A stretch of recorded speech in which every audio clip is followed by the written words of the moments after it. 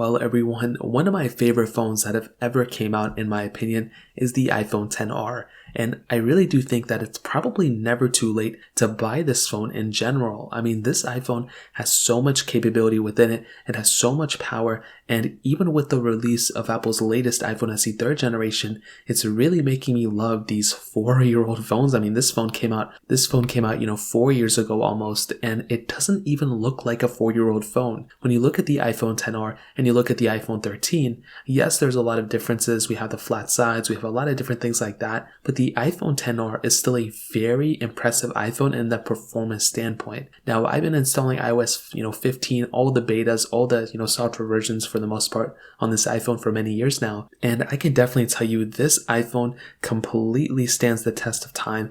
And I definitely do think that with every single software update, this is always one of the most stable versions of phones that came out. Now, iOS 15 definitely took a toll on this iPhone for sure, but I think it's temporary. And I think, when iOS 16 comes out, maybe towards the end of iOS 15, we'll probably get a little bit more stable version of software. Now, with something like the iPhone XR, this iPhone you can buy for around $250 to about $300. So it's substantially cheaper than an iPhone 13, and it's quite a bit cheaper than the iPhone SE 3. That is currently the cheapest iPhone Apple is selling for $429. And that in and of itself is a big thing to keep in mind. Although there are some advantages for picking up maybe an iPhone SE 3, most of the time it would probably just make more sense to buy an iPhone XR. Really the biggest downgrade I would think of with the XR is probably the software updates in the future, but considering the fact that the iPhone 6s from 2015 is still supported, the iPhone 7 is probably going to get iOS 16, the iPhone 8s are probably going to get iOS 17, this iPhone is probably going to go up to iOS 18, and it's going to be supported for probably another couple years. So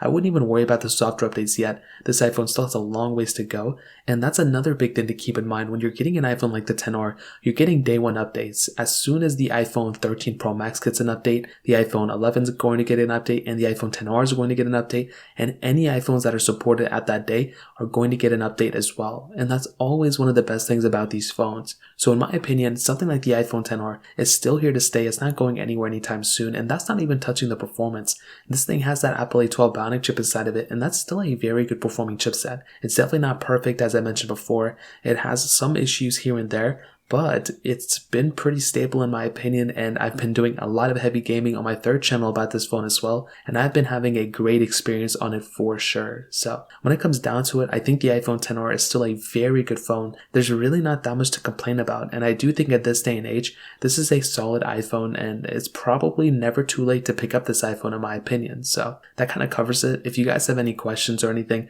let me know in the comment section below. Hit the like button, that would mean so much, but definitely hit that subscribe button. More importantly, everything else, I love every single one of you guys. Hopefully I'll catch you guys in the next video. Peace out till then.